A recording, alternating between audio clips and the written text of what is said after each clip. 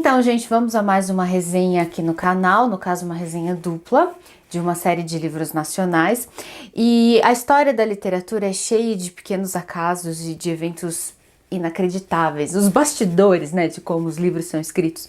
E quando caiu na minha mão esse livro que eu vou falar hoje e a história de como ele foi produzido, eu fiquei impressionadíssima. A história é a seguinte: esse escritor brasileiro, natural de Santa Catarina, chamado Michael Tenfen, estava fazendo pesquisas porque ele sempre quis escrever uma história, uma aventura infanto-juvenil que se passasse durante o Segundo Reinado e que trouxesse um protagonista negro, de preferência um capoeira, porque ele sempre teve um fascínio, Michael Tenfen eu tô falando, sempre teve um fascínio por essa que é a nossa arte marcial genuinamente brasileira, que é a arte da capoeira, e que já era praticada desde muitos séculos atrás. Inclusive era um problema nas ruas, né, porque havia muitas gangues, muitas maltas, como se chamava na época, de negros, e até mesmo alguns brancos também se juntavam a essas maltas para lutar uns contra os outros, disputando territórios, aquela coisa que já existia no Rio de Janeiro desde os tempos mais remotos. E o Michael Tenfen queria justamente aproveitar esse cenário histórico para escrever uma história de aventura, e estava fazendo várias pesquisas, lendo livros que tinham sido escritos na época, quando um contato dele no Arquivo Nacional do Rio de Janeiro ligou para ele e falou: olha, Michael, encontrei um material aqui que não é muito divulgado, mas talvez seja útil para suas pesquisas. É um manuscrito de um viajante inglês que foi para o Rio de Janeiro no ano de 1868, portanto no auge do Segundo Império, inclusive quando estava rolando a Guerra do Paraguai, né? E pode ser que os manuscritos dele, os livros de memórias que ele escreveu, ajude você a escrever o seu livro. Quando o Michael acessou esses manuscritos, ele ficou maravilhado com a riqueza dos detalhes daquilo, e ele ficou chocado que aquilo não tinha tido ainda tradução para o português, e resolveu ele próprio fazer a tradução. E na verdade ele percebeu que ele não precisava mais escrever livro nenhum, porque o livro já estava escrito na forma das memórias desse viajante. E assim ele publicou Kisama, o Império dos Capoeiras, esse subtítulo foi ele mesmo que deu, que conta, né, que traz o livro de memórias desse viajante, o Daniel Woodruff, aqui representado nessa ilustração, e da amizade que ele fez com um garoto escravo chamado Vitorino Kisama. E as memórias não renderam apenas um livro, renderam também uma continuação que está sendo publicada agora, que ele chamou de Kisama, Território Inimigo, e que traz a continuação das aventuras desses dois personagens, dessas duas figuras históricas. O primeiro volume se passa no Rio de Janeiro e os segundos já estão na Guerra do Paraguai, onde eles são obrigados a se transferir. Então, olha que loucura! São documentos que ninguém conhecia, todo mundo ignorava a existência, não dava importância, e que renderam histórias muito interessantes. Só que elas são totalmente ficcionais.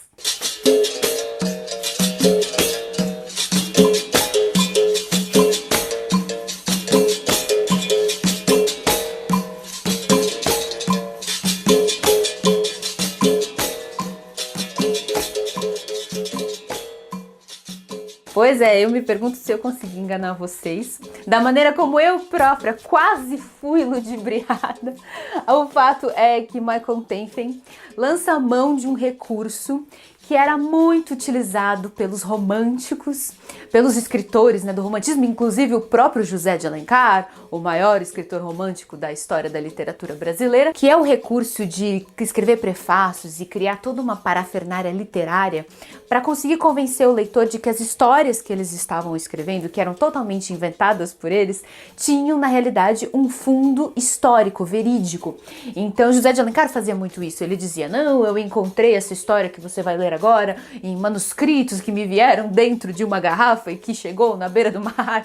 Claro que não era tão estúpido assim, mas eram vários recursos assim. O Michael Tenfen mostra, portanto, que ele é muito hábil em utilizar esse recurso e confundir o leitor, que realmente eu fiquei tão convencida de que aquela história era verdadeira que eu joguei no Google o nome do viajante, o Daniel Woodruff, que ele até coloca aqui atrás, ó, data de nascimento 1832, data de morte 1910.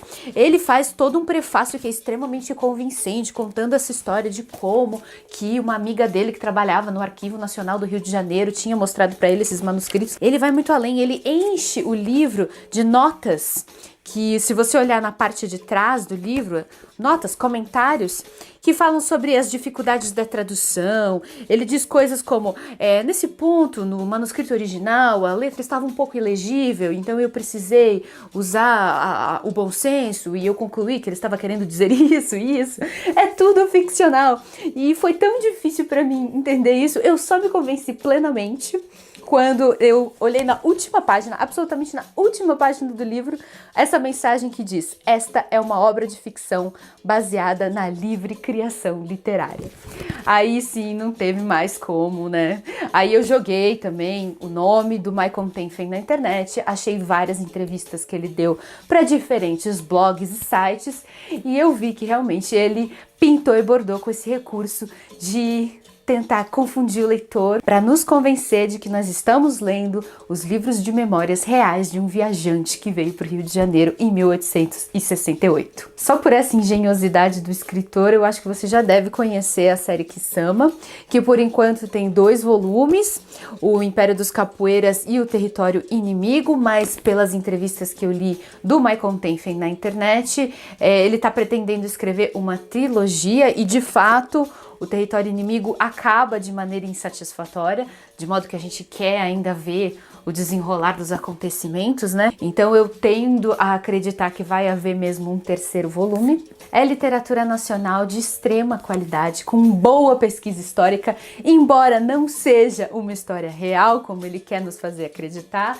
ele é evidente, assim, salta aos olhos que ele se dedicou durante anos para fazer essa pesquisa, porque ele traz detalhes da vida do Rio de Janeiro na corte, 1868, as tais das brigas entre as maltas, que eram as gangues de capoeiras que acabavam com a paz na cidade e que contavam, olha só como isso não é uma prática nova, com a conivência das autoridades policiais corruptas e dos próprios políticos que se beneficiavam às vezes dos serviços desses criminosos, tanto o Partido Conservador quanto o Partido Liberal, que eram os 2 partidos que se digladiavam naquela época pelo poder na corte, eles se beneficiavam com o serviço de alguns criminosos capoeiras e dos seus donos, porque esses criminosos muitas vezes eram escravos que tinham que cumprir as ordens dos seus proprietários e tinham que roubar, e tinham que matar, e tinham que aterrorizar a cidade por ordem dos seus donos.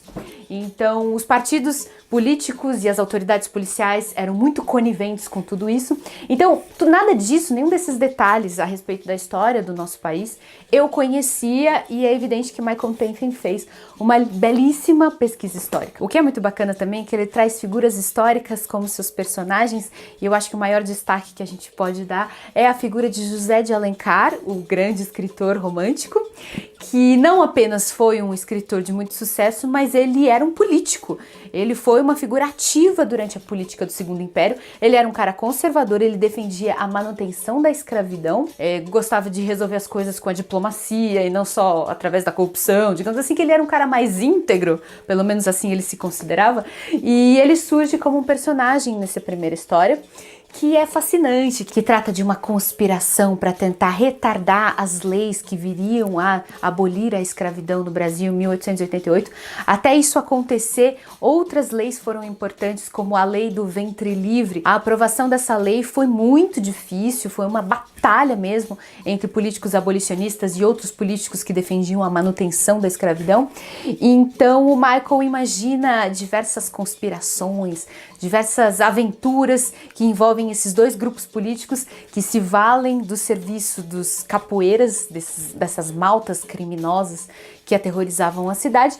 E em meio a tudo isso, olha só como a história é complexa e rica de detalhes, a gente tem o drama pessoal do grande herói desse livro, desses 2 livros, que é o garoto Vitorino Kisama. Vitorino, que se torna um grande amigo do Daniel Woodruff, que narra a história, é um menino negro que é escravo, que fugiu do seu dono, que era justamente um bandidão lá da região que obrigava ele a cometer crimes.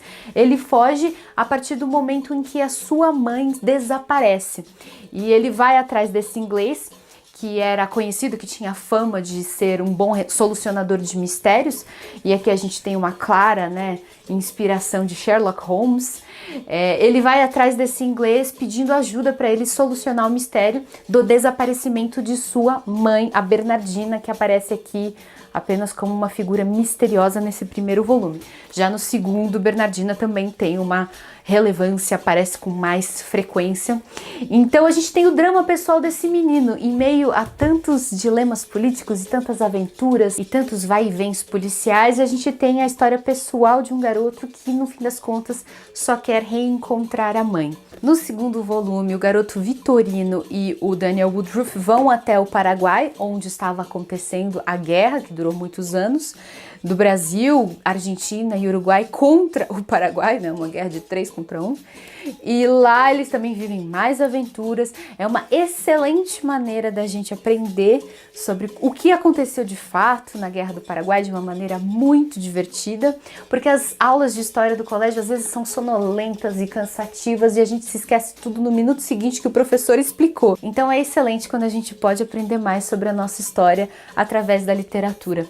Nós não somos muito bons no Brasil em criar mitologia a respeito de nossa própria história.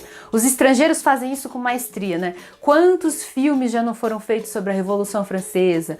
Quantos seriados já não foram feitos sobre o rei Arthur, ou sobre a rainha Elizabeth, ou sobre a rainha Vitória? Quantos filmes você já não ouviu falar sobre a Guerra Civil Americana, a libertação dos escravos e tal? Estrangeiros parece que sabem criar muito bem mitologias, histórias cheias de aventura, de amor, de traição, de conspirações a respeito de suas próprias histórias. E nós aqui no Brasil temos ainda a mania de achar que as aulas de história do Brasil no colégio são chatas e sonolentas, quando na realidade nós temos um material riquíssimo para muitos livros de aventura que certamente vão interessar os adolescentes, mas também vão interessar os adultos e que podem muito bem ser transferidos para outras mídias. É isso que me deixou mais empolgada. Eu descobri que foi feito, com base no sucesso do primeiro livro, Kisama, foi feito um jogo de tabuleiro baseado nos personagens do livro. É sensacional, eu tô até exibindo uns trechinhos do vídeo de apresentação do jogo. Então, cada um dos personagens, tem personagens verídicos e ficcionais, são peças no tabuleiro e vão jogar entre si, tem várias vantagens e desvantagens. É aquela coisa de jogo de tabuleiro, né? Eu não sou muito entendida disso, mas é um jogo cheio de regras e estratégias. Então é muito legal. Só um livro é capaz de fornecer tanto material assim a ponto de virar um jogo de tabuleiro. E se o Brasil fosse os Estados Unidos, já teria virado um videogame, já teria virado um seriado na Netflix, já teria virado uma série de outros subprodutos. Então eu recomendo fortemente que você conheça a série Kisama. Se você gosta de histórias de aventura, você vai adorar. Essa trama é cheia de surpresas, ela é bem encaixadinha, ela tem vários detalhes que aparecem aqui, que só voltam no final, que pegam a gente de surpresa. Então é uma história redondinha que as crianças, os jovens também vão gostar. Então se você quiser mostrar para os seus filhos, para os seus irmãos mais novos, para os seus alunos, eu falo isso porque eu sei que tem muitos professores que assistem esse canal, com certeza é uma boa pedida. Vou deixar aqui embaixo os links para comprar o Kisama. Esse aqui, o Território Inimigo, é lançamento, é novinho. Esse exemplar que eu tenho aqui, inclusive, acabou de sair da gráfica. Então talvez ele só esteja disponível no site da editora. Eu vou ver exatamente onde que dá para ser adquirido, mas de qualquer maneira, os sites que eu encontrar eu vou colocar aqui embaixo. Quero agradecer então a você que acompanhou esse vídeo, agradecer aos meus padrinhos e madrinhas, como eu sempre faço, por apoiarem esse projeto. Se você quiser se tornar um padrinho ou uma madrinha, já sabe, é só conhecer a minha campanha no site Padrim. Você lê lá como funciona, decide com quanto você quer colaborar e tudo mais, com quanto você pode.